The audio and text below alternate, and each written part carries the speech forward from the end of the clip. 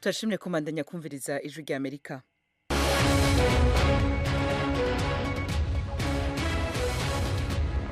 Radio ijwi rya Amerika isamira na Washington DC mu Kirundi no mu Kinyarwanda. Mu Burundi muriko mutwumva ku mirongo migufi ya shortwave kuri metero 25, 31 na 41. Mu Rwanda naho tukaba kuri FM 104 n'ibice bitatu Kigali na FM 93 n'ibice bitatu i Karongi. Ikaze makuru kuri no mugoroba mugiye gushikirizwa na Diana Nininahazwe ndi muri studio ya gatanu. Ingingo nkuru ziyagize: u Rwanda rwiyamiriza ico rwita uguhengama k'Ubwongereza mu kibazo c'intambara yo muri Republika ya Demokarasi ya Kongo. Ubwongereza ruhiga kurushira mu bihano. Kurengera umutekano w'igihugu no kurengera umutekano w'abanyagihugu, ivyo ngivyo ntabwo tushobora kubishyira mu kaga ngo kubera imfashanyo z'amahanga cyangwa se isura u Rwanda rufite mu mahanga. Uni Olivier Nduhungirehe n'umushikiranganje w'imigenderanire y'u Rwanda n'ayandi makungu yavuga ico u Rwanda rwasubije Ubwongereza mu itangazo bwasohoye. Muri Sudani indege ya gisirikare yagize impanuka ihitana abantu 46 mu micungararo y'igisagara ca Omdurman. Aha muri Amerika naho umuntu umwe mu bagera ku 120 bamaze kumenyekana ko banduye ingwara y'agasama yitavye Imana. Dusubiye gato muri Afrika, ibihugu bitandukanye birimo Amerika ntivyitabira inama y'abashikiranganje bajeje ubutunzi mu bihugu bitunze gusumba ibindi iri kwibera muri Afrika y'Epfo. Idonido yano makuru yose duce ku masonga ni mukanya. Musangwe ikaze kandi mwakoze kumviriza ijwi rya Amerika.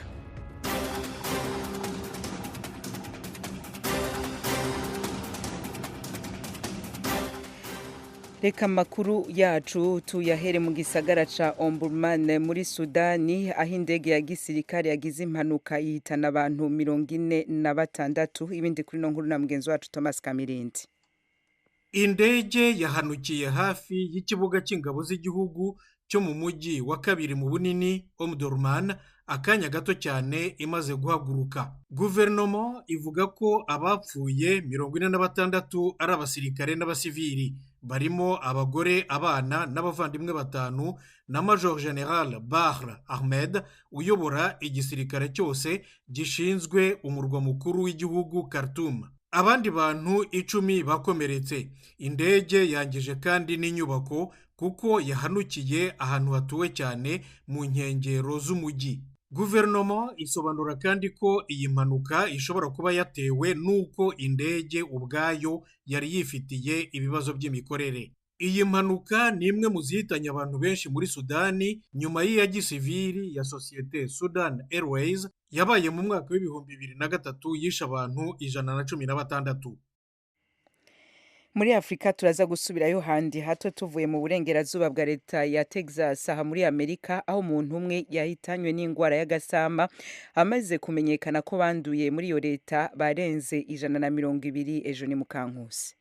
Uwo murwayi wapfuye yararwariye mu bitaro. Abaye umuntu wa mbere kuva icyorezo cy'iseru cyadutse mu kwezi gushize. Ibijyanye n'imyaka y'umurwayi wapfuye mu ijoro ryakeye ntibyari bisobanutse. Ibitaro by'abana yararwariyemo mu mujyi wa Lubbock ntibyahise bisubiza ubwo byari bisabwe kugira icyo bivuga. Abarwayi 124 nibo bamaze kugaragaraho iseru muri komini 9 za leta ya Texas nk'uko ishami ry'ubuvuzi rya leta ryabivuze kuwa kabiri. Hari kandi n'abandi bantu 9 barwaye indwara y'iseru mu burasirazuba bwa leta ya New Mexico. Iseru ni indwara iterwa na virusi ifata mu myanya y'ubuhumekero ishobora kuba mu mwuka amasaha agera kuri 2. Abantu 9 mu 10 bashobora kwandura iyo virusi igihe bagira aho bahurira nayo, nk'uko ikigo cy'Amerika gishinzwe kurwanya no gukumira indwara kibivuga.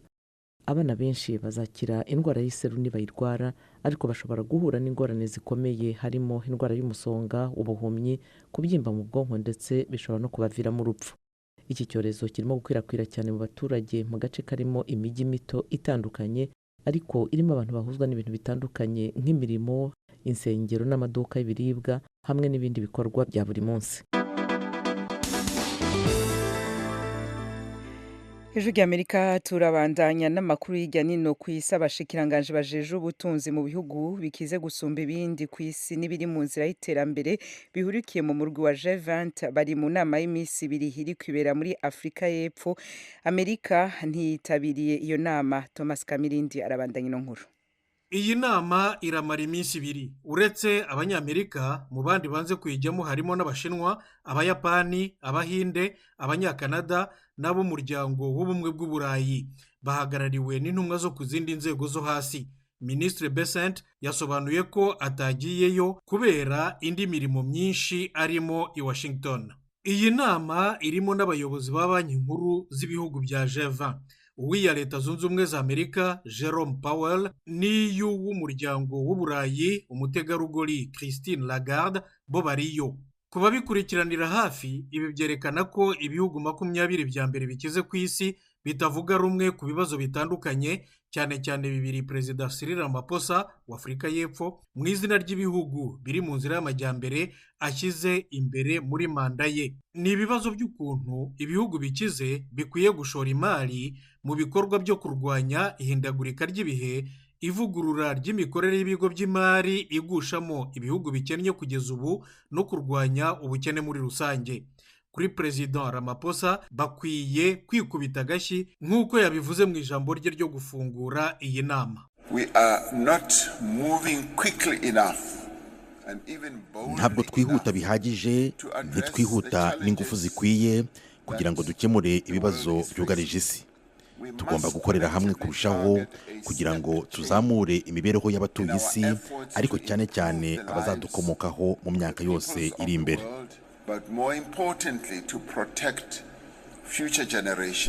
Ibihugu 20 bya mbere bikize cyane ku isi byihariye ubukungu ku rugero rwa 85% na 75% by'ubucuruzi n'ubuhahirane rusange by'isi yose. Perezida Ramaphosa azayobora G20 muri uyu mwaka wose w'ibihumbi 2025.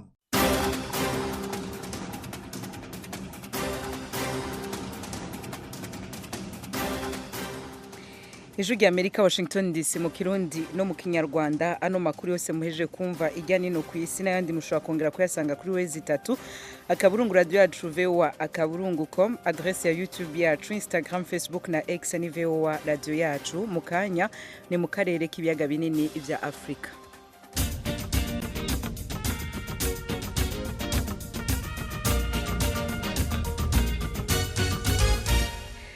Ayo mu karere k'ibiyaga binini vya Afrika tuyahera mu imigenderanire hamwe n'umutekano. Ubwongereza busaba u Rwanda gukura ingabo zarwo ku butaka bwa Repubulika ya Demokarasi ya Kongo kandi vyihuse bitagenze uko bugafatira ibihano ico gihugu. Biri mu itangazo Ubwongereza bwaraye busohoye aho bwadondaguye impungenge zerekana ico bugona ku kibazo c'intambara ibandanya mu burasirazuba bwa Kongo. Ku ruhande rwa leta y'u Rwanda yishura kuri iryo tangazo yavuze ko babaje nico yise uguhengama k'Ubwongereza, ivuga ko buhengamiye ku ruhande rwa Kongo. Umushikiranganje ajeje imigenderanire y'u Rwanda n'andi makungu Olivier Jean Patrick Nduhungirehe ari Geneve mu Suisse mu nama ya komisiyo ya ONU hijeje uburenganzira bwa muntu yavuganye na mugenzi wacu Venuste Nshimiyimana. Nk'uko twabitangaje ejo mu itangazo twashyize ahagaragara, iki cyemezo twacyakiriye uko kiri kandi tukaba dusanga kitazafasha mu kugarura amahoro iburasirazuba bwa Kongo ndetse kitazanafasha guverinoma ya Kongo. Ahubwo icyo cyemezo kigaragaza nuko leta y'Ubwongereza yafashe uruhande ikabishyigikiye guverinoma ya Kongo, kandi guverinoma ya Kongo hari ibintu byinshi igomba kubazwa kuri iyi ntambara. Bikaba rero bibabaje ko igihugu nk'Ubwongereza aho kugira ngo gitange umusanzu mu kugarura amahoro mu burasirazuba bwa Kongo nk'uko biri mu bikorwa n'imiryango y'akarere ko muri Afurika, ahubwo yahisemo gufata uruhande no gufata icyemezo ahubwo cyazadindiza ibi biganiro turimo.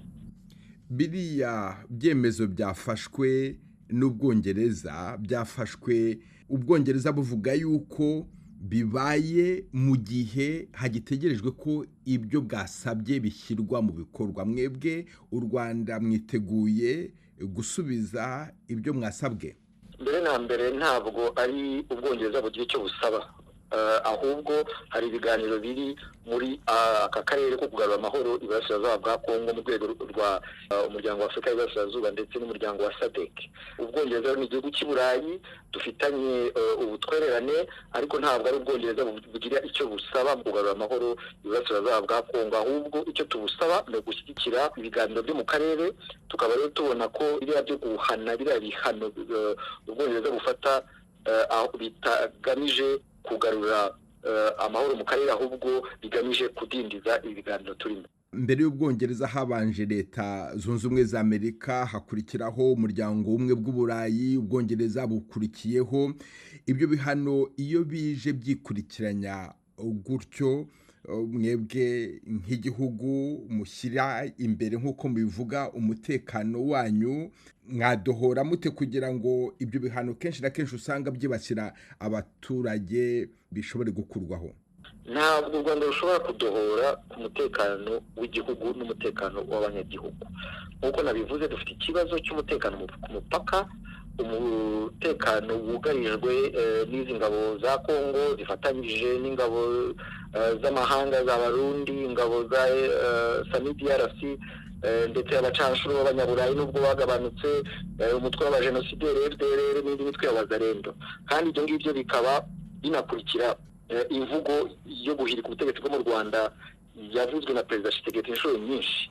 Rero ibyo ngibyo nibyo bituraje nshinga, kurengera umutekano w'igihugu no kurengera umutekano w'abanyagihugu. Ibyo ngibyo ntabwo tushobora kubishyira mu kaga ngo kubera imfashanyo z'amahanga cyangwa se isura u Rwanda rufite mu mahanga. Twebwe umutekano w'abanyagihugu nitwe tuzawurengera, ndetse n'uko mu gihugu 94 amahanga ntaho yari ari mu gukiza Abanyarwanda, n'Abanyarwanda ubwabo barengeye Abanyarwanda bagakarika jenoside yakorewe Abatutsi. Ubwongereza buravuga yuko bwumva neza yuko mushobora kuba mufite impungenge zishingiye ku mutekano wanyu, ndavuga umutekano w'u Rwanda, ariko bukavuga yuko budashobora kwihanganira ko ibyo mwabigira urwitwazo kugira ngo muvogere ibihugu muturanye, ubusugire bw'ibihugu muturanye ntibwubahirizwe. Ibyo byo mubivugaho iki? Kuva mu mwaka wa 2018 ngira ngo hamaze kuba ibitero bigera nko kuri 20, byaba ibitero cyangwa se kurasa ku butaka bw'u Rwanda. Erundi ku itariki ya 23 z'ukwa mbere hari ibisasu byarashwe ku mazu arenga 200 y'Abanyarwanda mu karere ka Rubavu, hapfa abantu 16, hakomereka abandi 177. Ubusugire bw'igihugu ntabwo ari concept yakorewe aba Kongo gusa, yakorewe n'ibihugu byose harimo u Rwanda. Rero ntabwo dushobora kumva yuko amahanga avuga ubusugire bw'igihugu cya Kongo yibagirwa ubusugire bw'u Rwanda. Rero ibi ngibi nibyo turengera kandi tuzakomeza kurengera. Ijwi ry'Amerika ryatanguye kubashikiriza ibiganiro vyaryo n'inkuru zitandukanye, zaba izanditse, izo mu mavideo, mu majwi no mu mafoto biciye ku rubuga rwa WhatsApp. Woba ushaka kwinjira kuri uru rubuga, ja ku rubuga rwacu rwa Facebook Radio Yacu VOA, aho uza kuhasanga icyo bita link mu Congereza canke lien mu Gifaransa igufasha kwinjira muri urwo rubuga rushasha rw'Ijwi ry'Amerika. Benshi rero mukomeje mubandanya kutwandikira mutubaza ingene mwinjira muri urwo rubuga. Twasubiye kubashiriraho ingene mu gwinjiramo, ja kuri Facebook yacu nkuko tubivuze, twarudugije hejuru inkuru vyanditse ko ingene mushobora kugwinjiramwo mu mvugo ya vuba y'aba jeune canke abakiri bato bavuga gupininga, twabipininze hama muraza kwibona.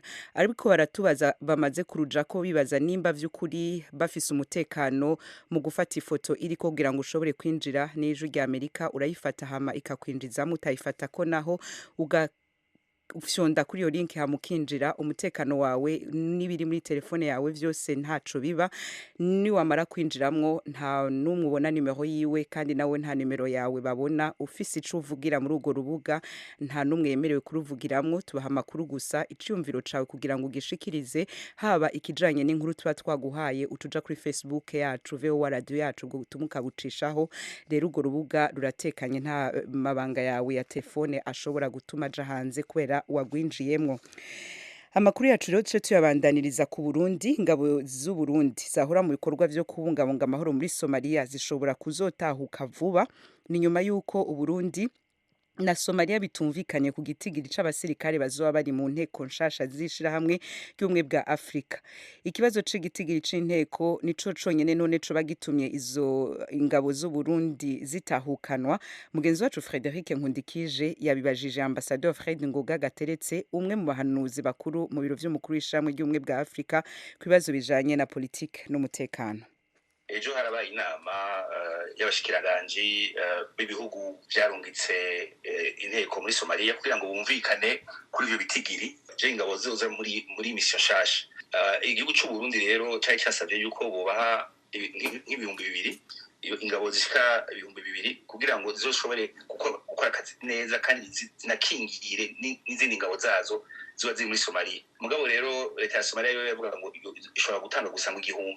Hanyuma rero ntibashoboye kumvikana kuri ivyo bintu. Hanyuma ubumwe bwa Afrika nabwo buriko buragerageza gutorera inyishu ivyo bintu batumvikanye kugira ngo turabe yuko ibintu bishobora kugenda neza. Muriko muvuga ko ico kibazo gishobora gutorerwa inyishu? Kishobora gutorerwa inyishu kuko baracabandanya baganira. Mugabo batumvikanye ndabona yuko mu mpera z'ukwezi kwa gatatu ingabo z'u Burundi zotaha mu Burundi. Mu gihe batokumvikana ingabo z'u Burundi zotaha mu Burundi canke zafise ahandi ibindi bihugu bishobora gukurungikwamwo gucungera umutekano? Oya tutaha mu Burundi hanyuma babatumye ko mu kindi gihugu kuko barakoze neza cyane gose muri Somalia. Urabona bahamaze igihe kitari gitoyi kandi n'ivyo bakoze n'ibintu bigaragara. Barabohoye ibisagara byinshi. Ubunye Somalia hasa nk'ukumenga umutekano kuragaruka buhoro buhoro. Rero urumva bo barakoze ico bagomba gukora gusa nuko nyene batumvikanye muri mission shasha bitigiri. Mugabo nibaza yuko ibyo bakoze ari akazi gashimwa bose. Mu gihe ako kazi kwa gashimwa abantu benshi ntibumva igituma leta ya Somalia eka na leta y'u Burundi batokumvikana ku bitigiri by'abasirikare u Burundi bo bashaka kongerezwa. Hariho n'ibindi bintu biba biri inyuma yavyo. Hariho ibindi bintu ibihugu bariko biriyumvira nta ubizi. Mugabo ico nzi gusa nuko twebwe nk'u Burundi twamitu dufasha aho dukenewe. Mugabo gufasha naho birafise ukuntu bikorwa ni kuraba yuko tudashira ingabo zacu aho bashobora kuzogirirwa ivyago. Rero urumva bitacho kumvikana ibintu bisanzwe yuko umuntu arataha agasubira iwabo. Hari ikibazo c'uburyo bwobwo coba kiriho cyane cyane kuvyerekeye ka umutahe ufasha muri ivyo bikorwa byo gucungera umutekano. Ego hari ikibazo gikomeye cyane gose ko naho twokumvikana kuri bitigiri. Iyi mission shasha ntigifise uburyo nkuko izindi zari zufise. Urumva rero hari ikibazo gikomakomeye tugomba gukemura. Mugabo akona akazi ka Union Africaine niko kazogomba gushaka amafaranga iyo mission. Mugabo uko ibintu bimeze ubunye biracagoranye. Hanyuma ndibaza mugabo yuko mu misiza Union Africaine izotuma ko inama y'ibihugu ishobora gufasha iyo mission. Mugabo gushika ubunye ari ico kibazo gikomakomeye. Tuje dusubira muri Republika ya Demokarasi ya Kongo mu gisagara ca Goma muri territoire ya Nyarigongo aho ata muntu numwe asigaye mu ikambi zari zisanzwe zicumbikiye abakuwe mu vyabo n'intambara. Mu ikambi zari nini kurusha izindi nka Rusayo ijwi rya Amerika ryagendeye abari baririmo bose barahavuye basubira iwabo. Jimmy Shukrani bakomera yadutegura ino nkuru. Inkambi ya Rusayo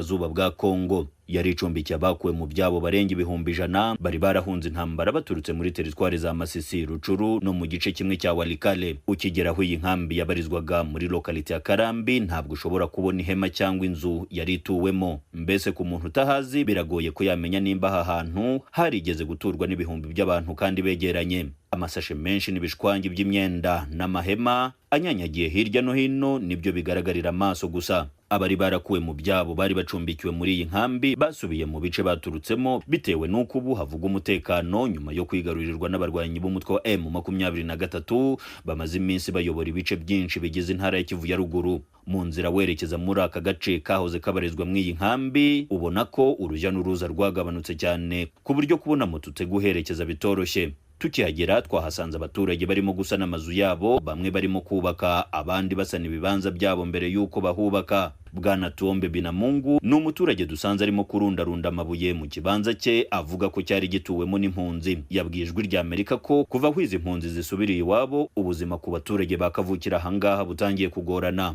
Maisha baada wakimbizi kuondoka hapa, isi watu wa huku tunateseka sana. Kuva aho impunzi ziviriye ahangaha ubuzima ntabwo bumeze neza. Ubwo izi nkambi zari ahangaha, amashyirahamwe mpuzamahanga yageraga aha bakaduha amazi, bakatwubakira n'ibikorwa remezo. Icyo gihe yemwe n'akazi karabonekaga, ariko ubu ngubu ntabwo bicyoroshye nk'uko byari bimeze. Yego hari icyahindutse mu buryo bumwe cyangwa ubundi, ariko ntabwo akazi kakiboneka. Impunzi zikiri ahangaha wacuruzaga ibintu bikagenda kandi bikagurwa cyane. Ibintu ubu ngubu bidashoboka na gato. Kugira ubuzima bube bwiza ni uko ibindi bice kirimo umutekano muke warangira ibintu bigasubira mu buryo.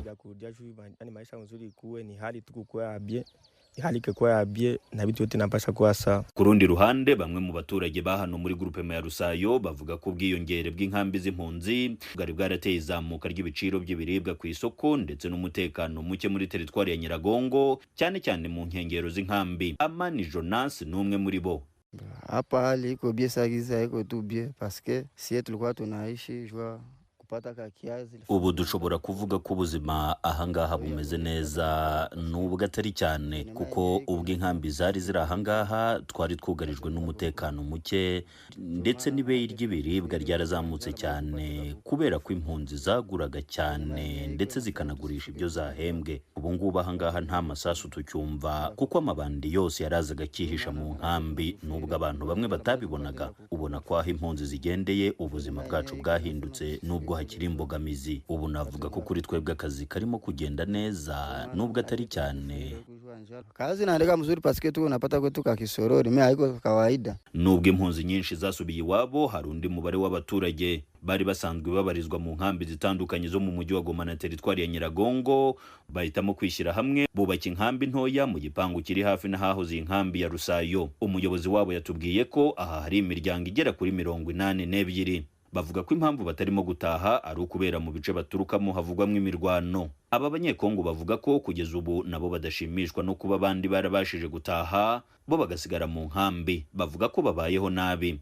Ifamiye Dakey n'umuntu wadutije aho turi bitewe nuko inkambi zasambutse, twewe tubura aho twaje. Wahunze uturutse he? Je naturutse aho bitaga Ingungu muri Ufamandu ya mbere, za Remeka, za Gatoyi, yo hari imirwano rwose. Niyo mpamvu ntasubirayo bitewe nuko hari imirwano, nta mutekano guhari. Ubusanzwe wowe wabaga mu yihe nkambi? Nabaga muri Rusayo de extension. Inkambi twari turimo zagize gusenya, natwe niko kugura aho twaje twifuza kubonana nari muri Rusayo. Bahari abayobozi bahari barasaba ubuyobozi bwa M23 buyoboye intara kubafasha gusubira iwabo. Twasaba ubuyobozi buriho ngo turebe ko uturere twiwacu twafungurikana neza, mbese bakatubohoza nk'uko babohoje ahandi, tukumva yuko hagize umutekano natwe tukabona tugataha. Haracari umutekano mukeya, bo bazarenda bamwe baracari mu mashamba bihishe mu ndoki no mu mashamba. Ubwo turebaga gusubirayo tugasanga nari bimwe na bimwe tuzaba twijanye mu muriro. Kugeza ubwo twateguragiye inkuru twari tutarabasha kubona ubuyobozi bwa M23 ngo twumve icyo buvuga kuri ubu busabe bw'izi mpunzi. Bwana Oscar Balinda, umuvugizi wa M23, yatubwiye kwaza kutuvugisha hugutse. Kuva umutwe wa M23 wafata umujyi wa Goma n'ibindi bice byinshi bya teritwari za Masisi na Rucuru, wakomeje guhamagarira abaturage bari mu nkambi z'impunzi gutaha bagasubira iwabo. Kuwa kabiri w'iki cyumweru umuyobozi w'intara washyizweho na M23 M23 bwana Bahati Musanga Erasto hamwe nabo bafatanyije kuyobora yerekeje mu mujyi muto wa Sake muri teritwari ya Masisi mu rwego rwo kureba uko abatashye babayeho. Mu butumwa bwe uyu muyobozi yumvikanishije ko M23 idateze kuva mu bice yafashe ahubwo kwizakomeza kurindira umutekano abasivile barahi maze kwigarurira naho itarabasha kugera. Ubusanzwe mu mujyi wa Goma habarizwaga mu inkambi 3 nini arizo Bulengo, Kimashini na Witieme Sepake zabarizwaga muri quartier ya Lac Vert muri komine ya Goma, ndetse n'inkambi ya DGDA yabarizwaga muri quartier ya Mugunga komine ya Karisimbi. Jimmy Shukrani bakomera urakoze. Iyo nkuru yawe abakunzi b'Ijwi ry'Amerika barashobora kwisanga kuri Facebook yacu VOA Radio yacu ariko na video aho watweretse uko vyifashe muri ko muratwumva rero mushobora gukubitizayo akajisho mukabiraba. Duce dusubira ku nkuru twari twahereye ko mu gice ca mbere cano makuru y'inama y'abashikiranganje bajejwe ikigega n'abayobozi b'amabanki makuru y'umurwa G20 w'ibihugu biteye imbere n'ibiriko biratera imbere kurusha ibindi ku isi mu vy'ubutunzi iri kwibera muri Afrika y'Epfo. Co kimwe rero no mu nama y'abashikiranganje bajejwe imigenderanire b'uwo murwi yabaye mu ndwi heze, Amerika ntiyitabiriye ku rwego rwo hejuru muri izo nama. Mugenzi wacu Fidel Niyongabo yavuganye na Onesphore Minani akurikirana hafi politiki n'ubutunzi cane cane ku mugabane wa Afrika ari i Durban muri Afrika y'Epfo. Aravuga uko abona abanyafrika y'Epfo bariko barakurikirana iyo nama y'abashikiranganje bajejwe ibigega mu bihugu 20 bitunze gusumba ibindi n'ibindi biri mu nzira y'iterambere. Muri make mu gihugu ca Afrika y'Epfo aho inama iriko irabera nkuko yatanguye ku ndwi iheze, abanyagihugu baho barayikurikirana bongera bavuga ku bijanye hagati y'imigenderanire ya Afrika y'Epfo na Amerika, na cane cane bivanye yuko inzego zategerezwa guserukira leta zunze ubumwe za Amerika zitashoboye gushika muri iyo nama. Ubu igice kigira kabiri hakaba bubaye bugira kabiri leta zunze ubumwe za Amerika zidashoboye kwitabira iyo nama. Rero uri kurumviriza urumva abanyagihugu bavuga yuko ko hariho ikintu kitagenda neza hagati y'ivyo bihugu bibiri, bakanasaba yuko leta yogerageza gukoresha inzira za diplomasi na cane cane ubuserukizi bwa Afrika y'Epfo muri leta zunze ubumwe za Amerika hamwe n'umushikiranganji w'imigenderanire n'ibindi bihugu. Kuba igihugu ca Afrika y'Epfo nico kiyoboye umugwi G20 muri uyu mwaka wa 2025 mwariko muravuga ko imigenderanire itameze neza hagati ya Amerika na Afrika y'Epfo. Ibibazo ashaka gushira imbere ni ibibazo biri ku nyungu z'ibihugu bikenye biri mu nzira y'amajambere nk'ivyerekeye gushiraho imitahe, ibihugu bitunze gushira imitahe muri ivyo bihugu, kugwanya ihindagurika ry'ibihe hamwe no korohereza amadeni y'ibihugu bikenye. Kuba Amerika ititavye ku rwego rwo hejuru iyo nama, kandi tuzi ko ari igihugu c'igihangange gifise igihagararo gikomeye cyane n'uruhara mu nzego zitanga amafaranga nka banki y'isi yose n'ikigega mpuzamakungu c'amafaranga FMI. Murabona hari ikintu kizova muri iyo nama Amerika itarungitse ubuserukizi bwo hejuru? Ego cyane harashobora kuvamo ikintu gikomeye, kuko uwumvirije ingene abaserukira imigambwe itavuga rumwe n'ubutegetsi muri Afrika y'Epfo hamwe n'ayandi masosiyete sivile mu gihugu ca Afrika y'Epfo, uriko wumviriza ibyo bashikiriza ku ruhande rwabo, baravuga ati ubu koba ari akaryo gasasa bivanye n'ingingo zimwe zimwe zagiye zifatwa na leta zunze ubumwe za Amerika cyane cyane ku gihugu ca Afrika y'Epfo hamwe n'ibindi bihugu mu kugabanya imfashanyo canke mu kuduza amatag. Baca bavuga yuko Afrika usanzwe ari umugabane wifise kandi ufite ubutunzi, ufite n'abantu baciye ubwenge, ariko bakavuga ati yuko yari ikwiye kuba abantu Afrika ikikangura ubu bagatangura gukoresha ubutunzi bafite hama bakagwanya igiturire no kuvuga ruswa, kugira ngo Afrika ibungabunge ubutunzi bwanyu ibashe kwikemurira ibibazo bijanye n'ubutunzi batarinze kwizera inzi. Bibonekana yuko bivanye n'ukuntu leta zunze ubumwe za Amerika zafashe ingingo ku bijanye na Afrika na cane cane na Afrika y'Epfo, bibonekana yuko Afrika abasaba yuko zohindura ingendo na cane cane mu by'ubutunzi ni mu by'intwaro no mu kurwanya igiturire, kugira ngo Afrika ibashe kwisuganya mu bintu byinshi ikeneye. Ndabashimiye, murakoze. Murakoze kandi murakoze kutwakura. Onesphore Minani rero yavugana na mugenzi wacu Fidel Niyongabo. Onesphore ari Durban muri Afrika y'Epfo hariko harabera inama y'ibihugu 200 bitunze gusumba ibindi hamwe n'ibiri mu nzira y'iterambere biri mu murwi wa G20. Ninga rero amakuru yacu aciye agarukira no munsi ku mugoroba, ariko imbere yuko ndabasezera ngende nongeye kubatumira kwinjira mu rubuga rwacu rwa WhatsApp. Ushobora kwibaza ati ndagwinjiramo gute? Twabigushiriye ko kuri Facebook yacu, jako uri muri kuri Facebook wandike VOA radio yacu, hanyuma ingene winjira muri urwo rubuga uraza kubisangaho twadugije inkuru ibanziriza izindi ngo ibiyo kugira ngo mwinjire. Amabanga yawe ntahazoja, nimero yawe ntiboneka, uja muri urwo rubuga atanumwe akona kuri yo, urisomera amakuru wagira ico ushaka kuvuga kuyo twagushikirije, ukaja kuri Facebook ukabitubwira, nta n'uburenganzira ufise bwo kwandika kugira ngo ntihagire bamwe n'abandi bafata amanimero y'abandi. No ngaha rero duciye dusozera amakuru yacu no mugoroba. Kuri micro ya Lidiane Ninahazo, yakoze Nadia Taha na Engineer John bari kumwe muhinga bw'ivyuma. Edir Rwema yaraduhagarikiye nawe nyene yakenuye. Twemi tubifurije ijoro ryiza mu banyu no mu vyanyu aho butarira. Umunsi mwiza.